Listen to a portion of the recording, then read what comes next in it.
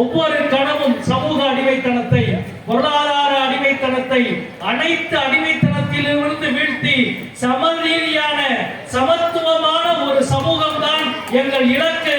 அதுவரை ஒருபோதும் நாம் ஓய மாட்டோம்.